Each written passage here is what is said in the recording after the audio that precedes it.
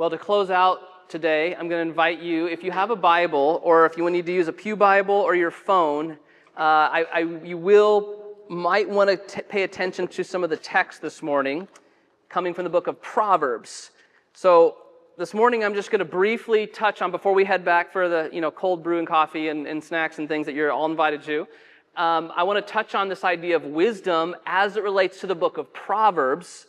During the summer, we're in a series that has to do with thinking of our life in like a studio. And in a studio, there's work happening, but there's also things being displayed. There's organization taking place. There's creativity happening. And so if you look at your life as in this studio, and wisdom is what you need to make this studio function and to grow as an individual or an artist or whatever you are, and sound engineer in this particular studio. So we're calling it LW Studio, which is Life Wisdom Studio, okay? And so that's why we have all the pictures of art and cameras and things, because we want you to think of this in a studio kind of context. And I think it'll help us frame this idea of wisdom a little bit better. So what we're going to do today is we're going to look particularly at the book of Proverbs and how Proverbs sets up this idea of wisdom. One way you can understand this is you guys know the first book in the Bible is what? Genesis. Woo! We got it. Okay. Genesis 1 to 3, pretty much everything else in the Old Testament is playing out the themes that take place in Genesis 1 to 3, which is why it's one of the most important bits of collection of chapters in the whole Bible. Particularly the book of Proverbs. Proverbs is a reflection on Genesis 1 to 3 and how everything orderly and beautiful that God created out of chaos went bad, hit the fan, if you will. And now, how do we sort through this? How do we navigate in a messy, broken, challenging world with wisdom? And the book of Proverbs is reflecting on that, providing some kind of pathway forward for us. And so we find ourselves as humans on this kind of weird, misguided quest for wisdom, going our own direction. This is what happened in the garden, right? Man and woman, humanity decided, okay, God, we appreciate all that you've set in place here, but we think we can do things our own way. We think we have a better plan. And so they ate of this tree, the tree of good and bad. They ate of it, and they kind of said, basically, our wisdom is better than your wisdom. Which, just so you know, that's why we sing the song, your ways, and we have the kids go, is better than ours. Because what we're saying is that God's way of doing things, His vision of what a world that flourishes looks like, is actually better than Stephen's. And I hate to break it to you, yours.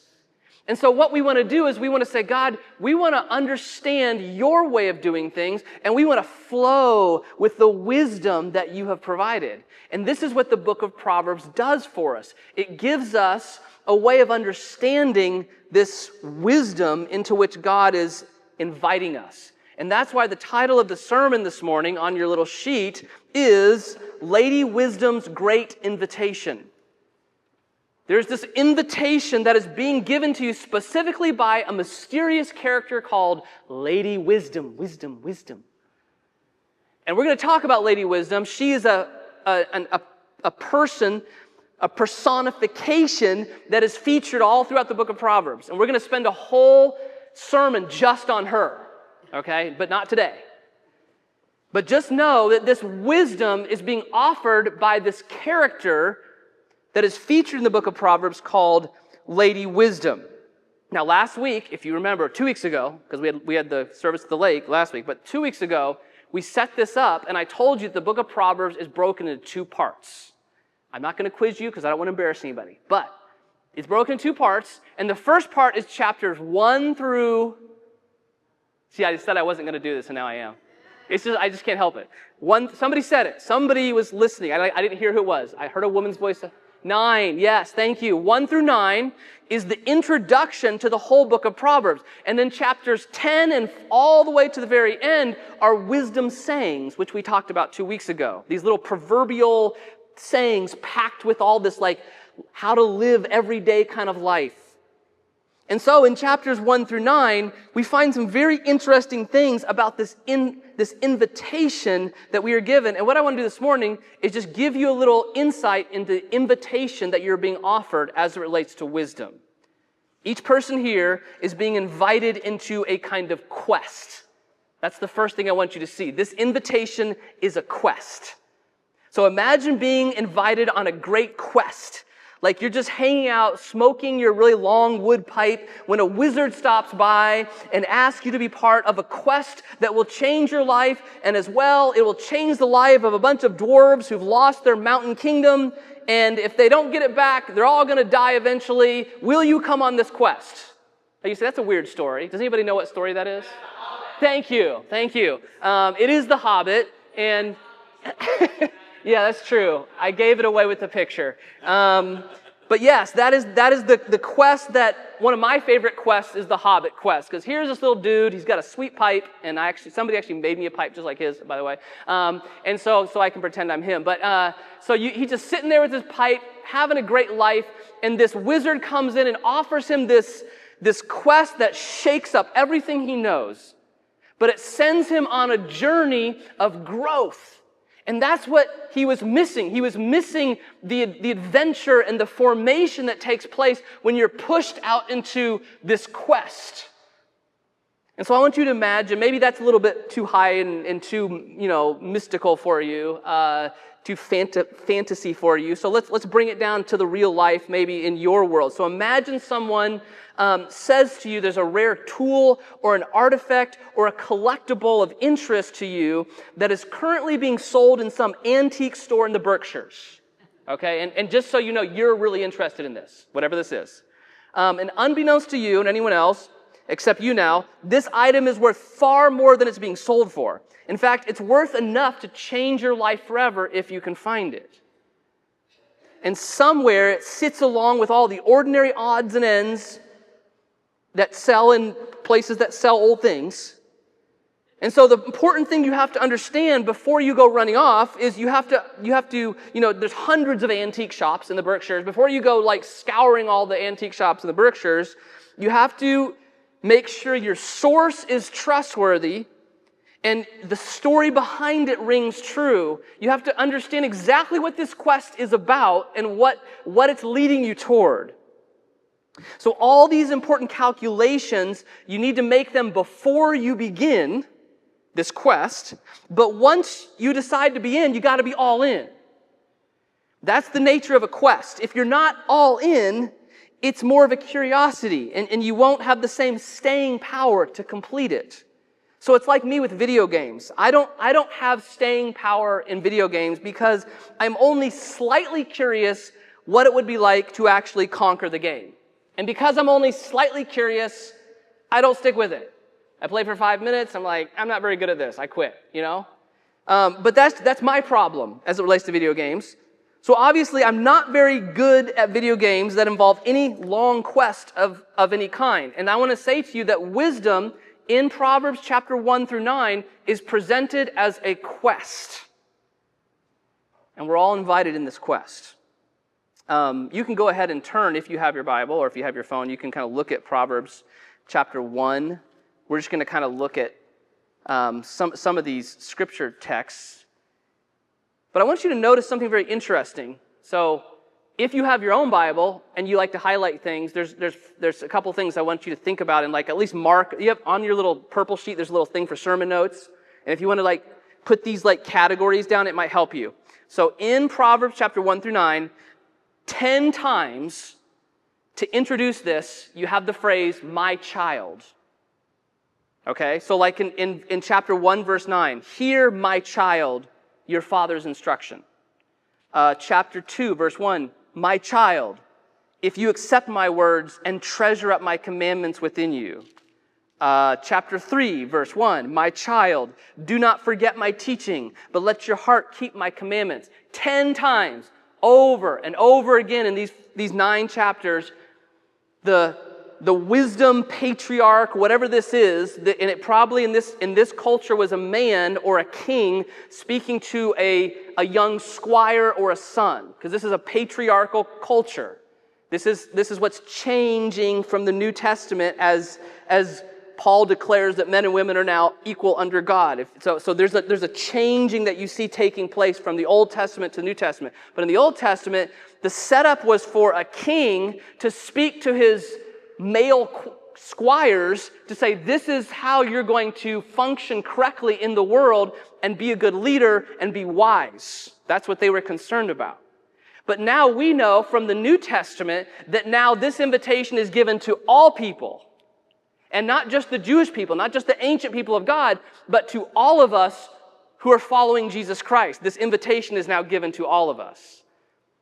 But it's important to see that this framework is all throughout chapters 1 through 9. The second little piece I want you to see is that there's 4 speeches that are given by Lady Wisdom. Lady Wisdom is a powerful figure in the book of Proverbs. And she has 4 speeches that she casts to, and this is the question, where does she promote this speech? Does she go to the temple and give her speech to the temple? Does she go to a home and give her speech to a little house situation? And the answer is no, no, no.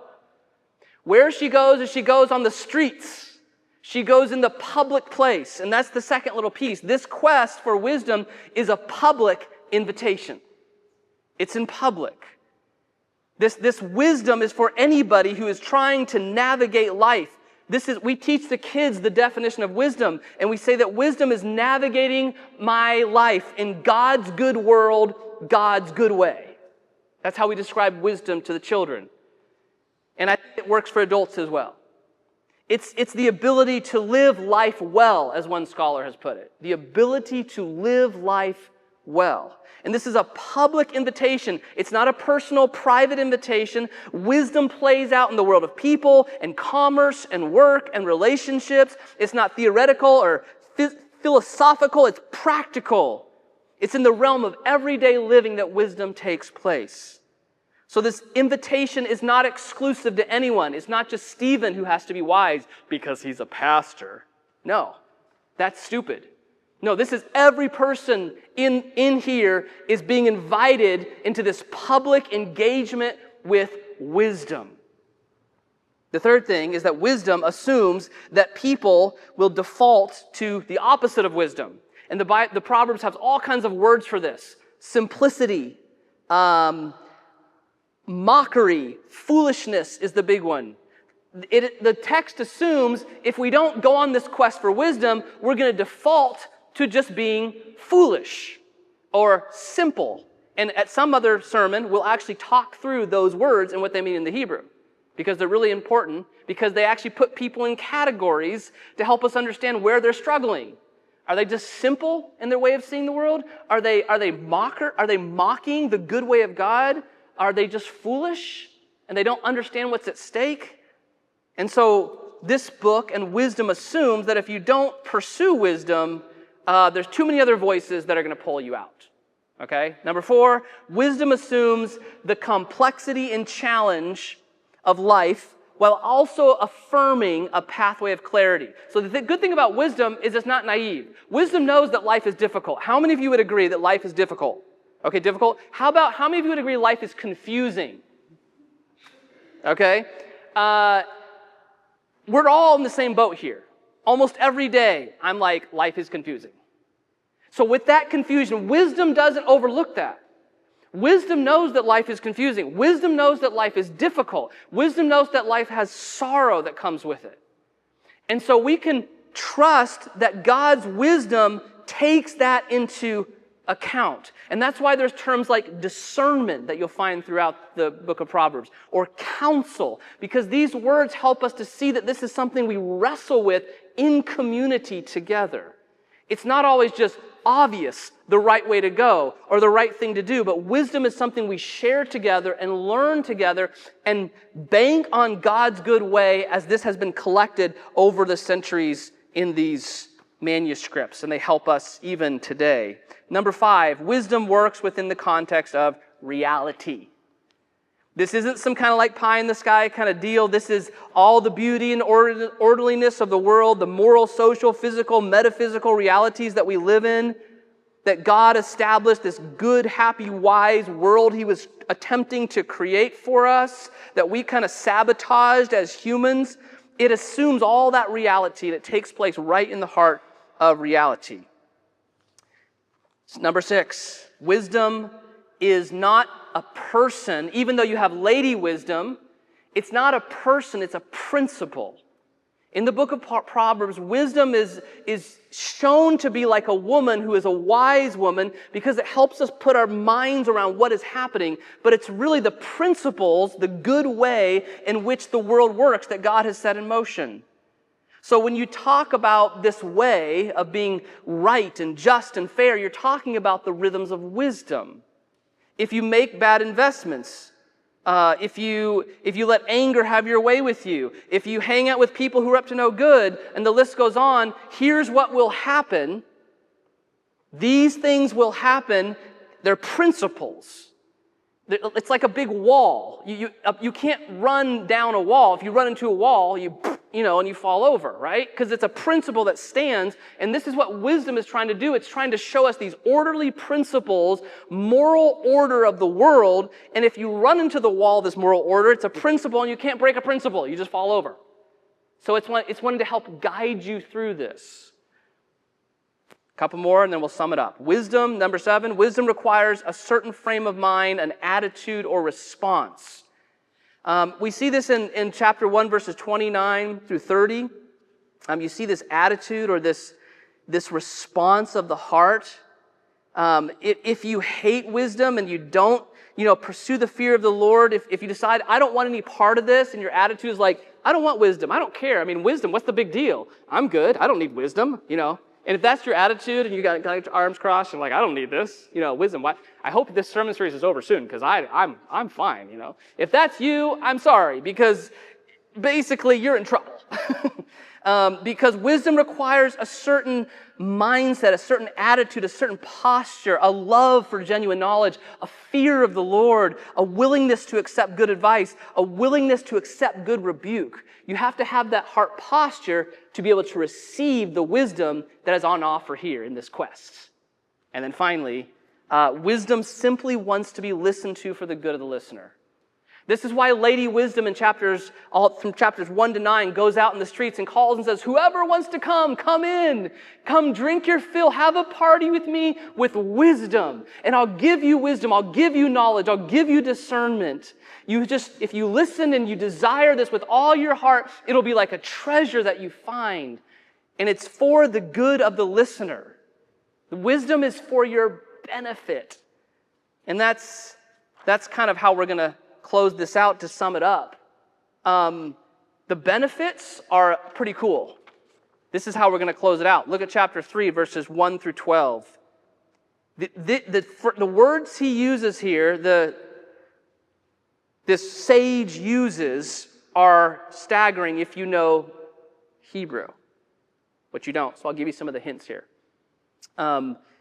Happy are those who find wisdom and those who get understanding, for her income is better than silver and her revenue is better than gold. She is more precious than jewels, and nothing you desire can compare with her. Long life is in her right hand, and in her left hand are riches and honor. Her ways are ways of pleasantness, and all her paths are peace. She is a tree of life to those who hold on to her. To those who hold her fast, they're called happy. Does that sound like a good, benefits? Yes or no? Yes. This is the benefits of wisdom, and the word happy that is used here is a really important word in the Old Testament and carried into the New Testament. In fact, you might know it. Some translations say blessed, which might give you a signal as where you're going to see this again. Blessed are those who pursue this wisdom. Their life will be full and flourishing. It doesn't mean that if you pursue wisdom, everything will go smoothly. It just means that the principles that are in place for the world, for the good flourishing world, are on this path called wisdom. And so if you join this path of wisdom, there are much benefits to be reaped from this. And that word blessed is found again in the New Testament when a man named Jesus stands on a mountain and says, blessed or happy or flourishing are those who are poor in spirit. Blessed, happy, flourishing are those who mourn. You see where we're going here? The Sermon on the Mount, one of the greatest sermons ever preached by any person on the planet, takes this word, this idea of blessing and flourishing, and uses it as the primary language tool to draw in the listeners to a life that is flourishing. What does that look like as we follow Jesus? And this is what wisdom plays off on. This is what is offered to us if we will pursue wisdom. So woven into the fabric of life is this inescapable reality along with an invitation to each one of us. The reality in all its wonder, it's a beautiful orderliness, moral, social, physical, and metaphysical. This reality, when it's adhered to, listened to, results in a good way of being, a pathway of true human flourishing that was originally intended by Creator God so that humanity could rejoice and enjoy all that He has done. So the invitation, even in the shadow of sin and sickness and death, is to turn toward wisdom, to awaken toward wisdom, and to experience wisdom and to be filled by the wonder and the benefits of wisdom. So my invitation to you, each one of you, is to join the quest. To join me, to join First Baptist Church on a quest for wisdom. Because the benefits are mind-boggling. And it's not just you guys, we're encouraging the kids to join us too. And you should be encouraging your grandkids and your children to join us, and your neighbors and your friends. Join us on a quest for wisdom. And by the way, when I say that, I'm not saying go tell everybody in your neighborhood to come to our church. That's not what I was saying. I mean like the real quest for wisdom in life. Like we together get to navigate wisdom and to live in these benefits that are a part of the ordered world in which God has made, this quest for wisdom. So as we go through the next few sermons series, we'll be highlighting some aspect of wisdom that will help us navigate this life well. So that is the invitation this morning. I want to invite you just to bow your heads and close your eyes, and let's pray, and then we'll sing together before we close out.